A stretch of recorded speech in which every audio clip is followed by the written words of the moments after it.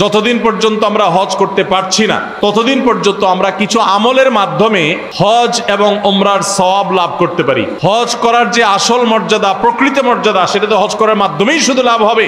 কিন্তু আমরা আজ এমন 5টি আমলের কথা জানবো, যেই 5টি আমল আমরা আমাদের নিজ জায়গায় বসে যদি করি, আল্লাহ রাব্বুল আলামিন এই আমলগুলোর বিনিময়ে হজ করে যে পরিমাণ সওয়াব আমি পেতাম, আমার অ্যাকাউন্টে, আমার আমল নামাতে ওই পরিমাণ সওয়াব আল্লাহ তাআলা লিখে দিবেন। আমাদের দেশ থেকে হাজী সাহেবরা বাইতুল্লাহ হজের উদ্দেশ্যে রওনা হয়ে গেছে। সারা পৃথিবীর বিভিন্ন প্রান্ত থেকেই হাজী সাহেবরা মক্কা এখন সমবেত হচ্ছেন হজের উদ্দেশ্যে। হজের মৌসুম শুরু হয়ে গেছে। অনেক হাজী সাহেবরা ইতোমধ্যে মক্কায় পৌঁছে গেছেন, আবার অনেকে খুব শীঘ্রই ইনশাল্লাহ মক্কায় পৌঁছে যাবেন। এই যে হাজীদের বাইতুল্লাহ অভিমুখী যাত্রা, আল্লাহর ঘরে হাজির হওয়ার সৌভাগ্য অর্জন, মিনা, মুজদালিফা, আরাফাতে আল্লাহর শাআয়ের, আল্লাহর নিদর্শনগুলোতে উপস্থিত হয়ে দোয়া কবুলের জায়গাগুলোতে কায়মনোবাক্যে চোখের পানি ফেলে আল্লাহ রাব্বুল আলামিনের কাছে দোয়া করার সুযোগ লাভ করবেন। শত শত নবী রাসূলগণ যে পবিত্র ভূমি তাদের পদচারণায় মুখরিত হয়েছে, বহু নবী রাসূলগণ যেই জায়গায় হাজির হয়েছেন, উপস্থিত হয়েছেন, আরাফাতের ময়দানে একত্র হয়েছেন, বাইতুল্লাহর জিয়ারত করেছেন, তওয়াফ করেছেন, যেই সাফা মারওয়া ইব্রাহিম আলাইহিস সালামের স্মৃতির সাক্ষী, ইসমাইল এবং হাজার আলাইহিমা সালাতু ওয়াস সালামের স্মৃতি বিজড়িত যেই সাফা মারওয়া, সেখানে যেতে কোন মুসলমানের মনে না চায়? অথচ আমাদের অনেকেরই তৌফিক হয় নাই। আল্লাহ রাব্বুল আলামিন আমাদেরকে বাইতুল্লাহ জীবনে বারবার যাওয়ার তৌফিক নসিব করুন, বলুন আমিন। ভাইরা আমার, হজ এবং উমরার যে ইবাদত, এই ইবাদত যাদের করার তৌফিক হয়েছে, যাদের করার সৌভাগ্য হয়েছে, যাদের খুশনসিব হয়েছে, তারাই বলতে পারবেন যে এই ইবাদত কত প্রেমময় ইবাদত, এই ইবাদতের তৃপ্তি কত অতুলনীয়, এর স্বাদ কত অবর্ণনীয়। এটা যারা বারবার বাইতুল্লাহ যাওয়ার তৌফিক পেয়েছেন তারাই বলতে পারবেন। ভাইরা আমার, পৃথিবীর কোনো দর্শনীয় স্থান, পৃথিবীর কোনো দেখার মতো জায়গা একবারের বেশি দ্বিতীয়বার মানুষের দেখতে যেতে আর ইচ্ছা করে না, ওই জায়গা আর টানে না। আমি পৃথিবীর বিভিন্ন দর্শনীয় স্থান, বিভিন্ন প্রোগ্রামকে কেন্দ্র করে দেখার সুযোগ হয়েছে। ভারতের তাজমহল, বিভিন্ন পৃথিবীর বিভিন্ন দেশের বিভিন্ন জায়গা দেখার সুযোগ আল্লাহ তাআলা দিয়েছেন। সেই জায়গাগুলোতে যেটা একবার দেখা হয়েছে, দ্বিতীয়বার যদি আমাকে কেউ যেতে বলে এবং তার নিজের খরচে যদি নিয়ে যেতে বলে, তারপর আমার মনে হয় না আমি আকর্ষণ বোধ করব, কারণ একবার দেখা হয়ে গেছে, এটা আর দ্বিতীয়বার দেখার কিছু নেই। হ্যাঁ, কিছু প্রাকৃতিক পরিবেশ আছে, সেগুলো অবশ্য মানুষ বারবার দেখতে চায় অনেক সময়, তারপরও অনেক বেশিবার যেতে মানুষের ইচ্ছা করে না। একমাত্র মক্কা এবং মদিনা, মসজিদুল হারামাইন এবং মিনা, মুজদালিফা, আরাফাতে আল্লাহর যে শাআয়ের আছে, সাফা মারওয়া আছে, এই জায়গাগুলোতে উপস্থিত হওয়ার যে আকুতি, উপস্থিত হওয়ার যে তৃপ্তি, এখানে হাজির হওয়ার যে স্বাদ, এটা যে একবার লাভ করে তার বারবার সে স্বাদ পেতে ইচ্ছা করে, বারবার তার যেতে ইচ্ছা করে। যারা একবার গিয়েছেন হাজী সাহেবরা, তারা বলতে পারবেন যে আরাফাতের ময়দানে উপস্থিতির সেই স্মৃতি সারা জীবন মনে থাকে। অনেক স্মৃতি মানুষ ভুলে যায়, কিন্তু হজের স্মৃতি, উমরার স্মৃতি, এগুলো মানুষ কখনো ভুলতে পারে না। তো এই হজ উমরা যাদের করার তৌফিক হয় না, আমাদের করার ইচ্ছা আছে না নাই? আল্লাহ তাআলা আমাদের সবাইকে হজ এবং উমরা আদায় করার তৌফিক দান করুন। ইসলামের এই স্তম্ভটিকে কোন কোন হাদিসে 4 নম্বরে, কোন কোন হাদিসে 5 নম্বরে রাখা হয়েছে। ইসলামের স্তম্ভ কয়টা ভাই? 5টা। একটা ঘর যদি 5টা খুঁটি বা পিলারের উপরে দাঁড়ায় থাকে, ইসলাম নামক এই আয়োজনটা দাঁড়িয়ে আছে 5টা খুঁটির উপরে। সেই 5টা খুঁটির মধ্যে 4 বা 5 নম্বরের খুঁটি হলো হজ। কোন কোন হাদিসে 4 নম্বরে, কোন কোন হাদিসে 5 নম্বরে রাখা হয়েছে। কেন এটাকে এত পরে রাখা হয়েছে? অনেক উলামায়ে কেরাম বলেছেন, এর মানে হলো যে ঈমান আনার পর সালাত আদায় করার মাধ্যমে, নামাজ পড়ার মাধ্যমে বান্দার সাথে আল্লাহর নৈকট্য অর্জন হয়। বান্দা আল্লাহর নিকটে যেতে পারে সালাতের মাধ্যমে। আকরাবু মা ইয়াকুনুল আবদু মির রাব্বিহি ওয়া হুয়া সাজিদ, সিজদা বান্দা আল্লাহর সবচেয়ে কাছে যেতে পারে। সিয়াম পালনের মাধ্যমে আল্লাহর মহব্বতে, পিপাসার্থ থেকে, ক্ষুধার্ত থেকে আল্লাহর ভালোবাসা জাহির করার সুযোগ লাভ করে বান্দা। যাকাত আদায়ের মাধ্যমে বান্দা তার সবচেয়ে প্রিয় বস্তু টাকা পয়সা ধন দৌলত আল্লাহর রাহে দান করার মাধ্যমে আল্লাহর ভালোবাসার প্রমাণ দেয়। এরপর আল্লাহর ভালোবাসা যখন চূড়ান্ত পর্যায়ে বান্দা অনুভব করে, তখন আল্লাহকে দর্শন করার, আল্লাহর দিদার লাভ করার, আল্লাহর সাক্ষাৎ লাভ করার আকুতি বান্দার মধ্যে জাগ্রত হয়।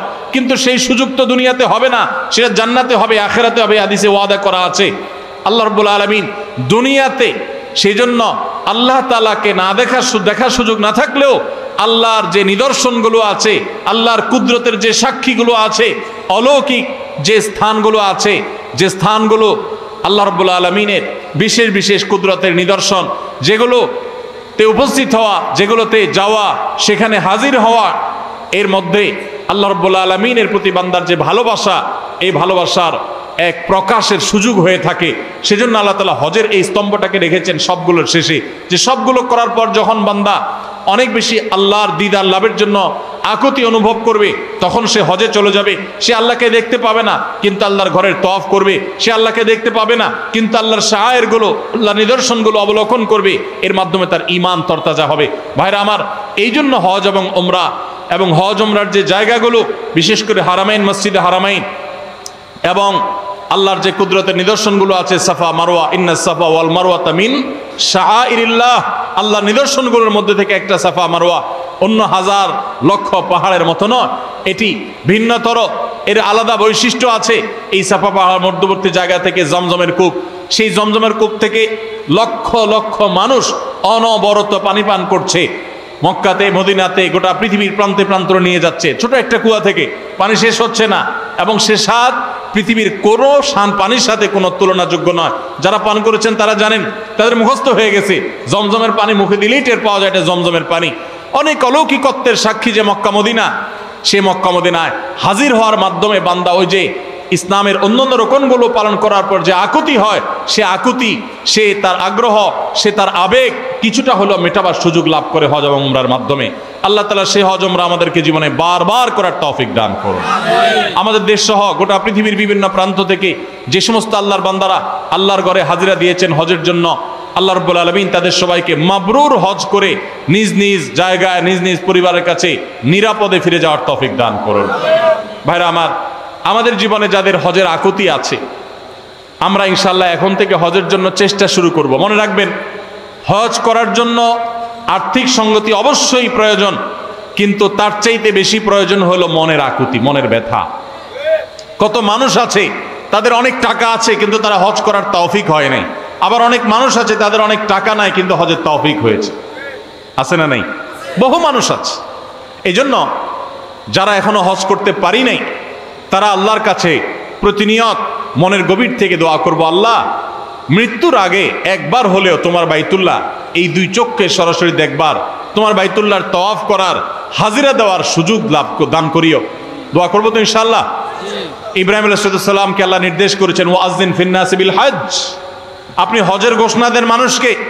ইয়াতুকা রিজালান ওয়া আলা কুল্লি দামিরিন ইয়াতিনা মিন কুল্লি ফাজ্জিন আমিক, পৃথিবীর বিভিন্ন প্রান্ত থেকে মানুষ দলে দলে আসবে হজ করবার জন্য। ভাইরা আমার, সেই ঘোষণার জবাবে আমরা এখন বলি লব্বাইক। উনি তখন রোল কল করেছেন, সেই রোল কলের জবাবে আমরা এখন বলি ইয়েস প্রেজেন্ট, আমরা এখন বলি লব্বাইক। তো এই প্রেমময় ইবাদত, এটি সম্পাদনের জন্য দিলের আকুতি লাগবে, ব্যথা লাগবে, দরদ লাগবে, চোখের পানি লাগবে, দোয়া লাগবে। এখন থেকে দোয়া শুরু করে দেন এবং সাধ্য অনুযায়ী টাকা জমাইতে শুরু করে দেন। চেষ্টা করা যাবে না ইনশাআল্লাহ? আল্লাহ তাআলা আমাদের সবাইকে তৌফিক দান করুন। যতদিন পর্যন্ত আমরা হজ করতে পারছি না, ততদিন পর্যন্ত আমরা কিছু আমলের মাধ্যমে হজ এবং উমরার সওয়াব লাভ করতে পারি।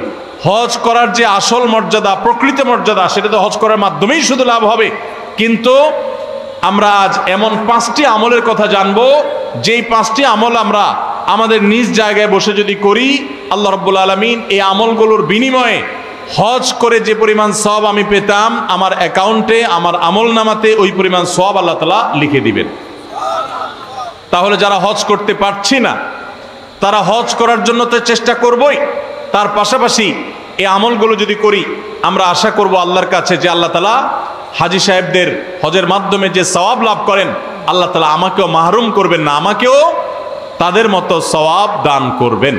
এরকম 5টি আমলের ভিতরে সর্বপ্রথম যে আমলের কথা বলবো সেটা হলো 5 ওয়াক্ত নামাজের পরে তাসবিহ পাঠ করা। সহিহ ইবনে হিব্বানের একটা হাদিস বর্ণিত হয়েছে, নবী করিম সাল্লাল্লাহু আলাইহি সাল্লামের কাছে এসে একবার দরিদ্র সাহাবীরা, গরিব এবং অভাবী সাহাবীরা অনুযোগ করলেন এবং তারা অনুযোগ করে বললেন, হে আল্লাহর রাসূল, ধনী সাহাবীরা তারা 5 ওয়াক্ত নামাজ পড়ে, রমজানে রোজা রাখে, আবার পাশাপাশি তাদের আর্থিক সচ্ছলতার কারণে দান সাদাকা করে, হজ করে, ওমরা করে, জিহাদে আল্লাহর পথে টাকা ব্যয় করে, তারা বিভিন্নভাবে যে আর্থিক ইবাদত করে, আমরা তো গরিব এবং অভাবী হওয়ার কারণে এই সওয়াবগুলো পাই না, তাহলে আমরা তো পিছিয়ে পড়তেছি, আমরা কিভাবে তাদেরকে ধরতে পারি? সাহাবীদের কম্পিটিশন ছিল আমলের কম্পিটিশন, তারা আমাদের মতো দুনিয়াদারিতার কম্পিটিশন করতেন না, তাদের প্রতিযোগিতা ছিল কে কত বেশি নেক আমল করে জান্নাতের দিকে অগ্রসর হবে। তো সাহাবীদের এই কথা শুনে প্রিয় নবী সাল্লাল্লাহু আলাইহি সাল্লাম তাদেরকে এই আমলটা শিক্ষা দিয়েছেন এবং বলেছেন, যে ব্যক্তি 5 ওয়াক্ত নামাজের পর 33 বার সুবহানাল্লাহ, 33 বার আলহামদুলিল্লাহ এবং 33 বার আল্লাহু আকবার পড়বে, আল্লাহ রাব্বুল আলামিন ওই ব্যক্তিকে, হজকারী ব্যক্তিরা হজ করে যে সওয়াব লাভ করেন, আল্লাহ তাআলা এই ব্যক্তিকে সেরকম সওয়াব দান করবেন। ধনী সাহাবীরা আর্থিক ইবাদত করে যে সওয়াব লাভ করেন, আল্লাহ তাআলা এই 5 ওয়াক্ত নামাজের পরে এই তাসবিহ পাঠকারীদেরকে একই রকম সওয়াব দান করবেন। ভাইরা আমার, আবারও বলছি, এর মানে এই নয় যে হজ করার যে মর্যাদা আছে হুবহু সেই মর্যাদা সব দিক থেকে শতভাগ সেই রকমই আপনি আল্লাহ তাআলার কাছে মর্যাদা লাভ করবেন এই আমলের মাধ্যমে, পাঠা তা নয়। তবে হজ করে যে পরিমাণ সওয়াব পাবেন, বিনিময় পাবেন, আল্লাহ আপনাকে সেই পরিমাণ বিনিময় দান করবেন। তাহলে একটি আমল আমরা পেলাম, সেটা হলো প্রত্যেক ফরজ নামাজের পর, 5 ওয়াক্ত ফরজ নামাজের পরে তাসবিহ পাঠ করা, সুবহানাল্লাহ, আলহামদুলিল্লাহ, আল্লাহু আকবার। কোন কোন বর্ণনায় সুবহানাল্লাহ এবং আলহামদুলিল্লাহ 33 এবং আল্লাহু আকবার 34 বারও বর্ণিত হয়েছে। সেটা আমরা অনেকেই করি, আমলটা আমাদের সমাজে প্রচলিত আছে, এটাও করলেও হবে ইনশাআল্লাহ। 33 বার সুবহানাল্লাহ, 33 বার আলহামদুলিল্লাহ এবং 34 বার আল্লাহু আকবার। দ্বিতীয় আমল, যে আমল আমাদেরকে হজের সওয়াব এনে দিবে ইনশাআল্লাহ, ওমরার সওয়াব এনে দিবে, সেটি হলো সকালে ফজরের নামাজ জামাতের সাথে পড়ার পর যদি কেউ বসে বসে আল্লাহর জিকিরে মাশগুল থাকে, ফজরের নামাজ জামাতের সাথে পড়লেন, মা বোনরা আপন জায়গায় পড়লেন, পড়ার পর জিকির আজকার করলেন বসে বসে, এরপর সূর্য উদয় হলো, সূর্য উদয়ের 15-20 মিনিট পর, নিষিদ্ধ সময় পার হওয়ার পর যে ব্যক্তি দাঁড়িয়ে 2 রাকাত নামাজ পড়বে, এশাকের নামাজ, আল্লাহ রাব্বুল আলামিন ওই ব্যক্তিকে একটি পূর্ণাঙ্গ হজ এবং ওমরার সওয়াব দান করবেন। তাহলে সকালে এশাকের নামাজ পড়ার মাধ্যমে হজের সওয়াব লাভ করা, এটা তো আমরা চেষ্টা করতে পারি, কি বলেন? আল্লাহ তাআলা আমাদেরকে তৌফিক দান করুন। 3 নম্বর যে আমলের মাধ্যমে আমরা হজের সওয়াব পেতে পারি, সেটা হলো দ্বীনি জ্ঞান অর্জন করার জন্য বা দ্বীন শেখাবার উদ্দেশ্যে যদি কেউ মসজিদে যায়, দুনিয়াবি উদ্দেশ্যে না, টাকার উদ্দেশ্যে না, আল্লাহর সন্তুষ্টি লাভের জন্য মসজিদে গেছে, উদ্দেশ্য মানুষকে দ্বীন শিখাবে, কোরআন শিখাবে, অথবা কোরআন নিজে শিখবে, এই কোরআনের জ্ঞান, হাদিসের জ্ঞান, ইসলামের জ্ঞান অর্জন করার জন্য যদি কেউ মসজিদে যায়, এই যাওয়ার কারণে আল্লাহ রাব্বুল আলামিন তাকে এহরামকারী, হজ আদায়কারী ব্যক্তির সমপরিমাণ সওয়াব দান করবেন। তাহলে 3টা আমল পেলাম। 3 নম্বর আমল হলো যে যদি কেউ মসজিদে জ্ঞান অর্জন করার জন্য যায়, কোরআন হাদিসের ইলম অর্জন করার জন্য যায়, তাবরানী শরীফে এই সম্পর্কে হাদিসে বর্ণিত হয়েছে, নবী সাল্লাল্লাহু আলাইহি ওয়াসাল্লাম বলেছেন, মান গাদা ইলাল মসজিদি লা ইউরিদু ইল্লা আন ইয়াতাআল্লামাহু খায়রা ইল্লা আন ইয়াতাআল্লামা খায়রান আও ইউআল্লিমাহু। কোন ব্যক্তি যদি মসজিদে যায় কোরআন হাদিসের কোনো জ্ঞান অর্জন করবার জন্য বা জ্ঞান দেওয়ার জন্য, শিক্ষকতা করবার জন্য, কানা লাহু কাআজরি হাজ্জিন তাম্মান হাজ্জাতুহু, তাহলে আল্লাহ তাআলা তাকে এমন একটা হজের সওয়াব দিবেন যে হজটা পরিপূর্ণ হজ, সুবহানাল্লাহ, অপূর্ণ না, পরিপূর্ণ হজের সওয়াব দান করবেন। তাহলে মসজিদে শুধুমাত্র বাচ্চারা মক্তবে যায় এটাই যথেষ্ট নয়, মসজিদে ওলামায়ে কেরাম, ইমাম সাহেবগণ বিভিন্ন বয়সের মানুষের জন্য বিভিন্ন ধরনের দ্বীন শিক্ষামূলক আয়োজন রাখবেন, আমরা সেগুলোতে শামিল হওয়ার জন্য যাব, এর মাধ্যমে হজের সওয়াব পাওয়া যাবে ইনশাআল্লাহ। 4 নম্বর, মসজিদে কেউ 5 ওয়াক্ত নামাজের জন্য যখন বের হবে, 5 ওয়াক্ত নামাজ পড়ার জন্য বের হলে, আল্লাহকে সন্তুষ্ট করার জন্য 5 ওয়াক্ত নামাজের উদ্দেশ্যে মসজিদে বের হওয়াটাও মানুষকে হজের সওয়াব এনে দেয়। এই সম্পর্কে নবী সাল্লাল্লাহু আলাইহি ওয়াসাল্লামের হাদিস বর্ণিত হয়েছে যে এই ব্যক্তিকে আল্লাহ রাব্বুল আলামিন আজরুহু কাজরিল হাজ্জিল মুহরিম, ইহরাম পরিহিত হজ আদায়কারী হাজী সাহেবের মতো বিনিময় আল্লাহ তাআলা মসজিদে নামাজের উদ্দেশ্যে, ফরজ নামাজের উদ্দেশ্যে যারা যায় তাদেরকে দান করেন। মা বোনরা একই সওয়াব লাভ করতে পারেন তারা বাসায় নামাজ পড়েও যদি তারা তাদের বাসার মাহরাম পুরুষদেরকে, তাদের প্রাপ্তবয়স্ক পুরুষদেরকে, ছেলেকে, স্বামীকে, ভাইকে, বাবাকে যদি মসজিদে তারা পাঠান, একই সওয়াব তারাও লাভ করতে পারেন। আল্লাহ তাআলা আমাদের সবাইকে আমলটাও করার তৌফিক দান করুন। 5 নম্বর আমল হলো মা বাবার সেবা এবং খেদমত করা। এই সম্পর্কে তিরমিজি শরীফের একটি হাদিস বর্ণিত হয়েছে। এক সাহাবী নবী করিম সাল্লাল্লাহু আলাইহি সাল্লামের কাছে এসে তার ইবাদত বন্দেগী যেগুলো তিনি শারীরিকভাবে করতে পারেন সেগুলোর পাশাপাশি আর্থিক ইবাদতের প্রতি তার আকুতির কথা জাহির করলেন। নবী করিম সাল্লাল্লাহু আলাইহি সাল্লাম সাহাবীকে পরামর্শ দিয়েছেন, তোমার মা বাবা, তুমি যদি তাদের সেবা করো, তাদের খেদমত করো, তাদের শুশ্রূষা করো, তাদের প্রতি ইহসান করো, তাদের যে কোনোভাবে তাদের কল্যাণ সাধন করার চেষ্টা করো এবং তাদের সেবায় নিজেকে নিয়োজিত রাখো, আল্লাহ রাব্বুল আলামিন তোমাকে হজ আদায়কারী ব্যক্তির মতো সওয়াব দান করবেন। তাহলে ভাইরা, আমরা দেখলাম 5 ওয়াক্ত নামাজের পর 33 বার সুবহানাল্লাহ, 33 বার আলহামদুলিল্লাহ এবং 33 অথবা 34 বার আল্লাহু আকবার যে কোনটা করলেই হবে।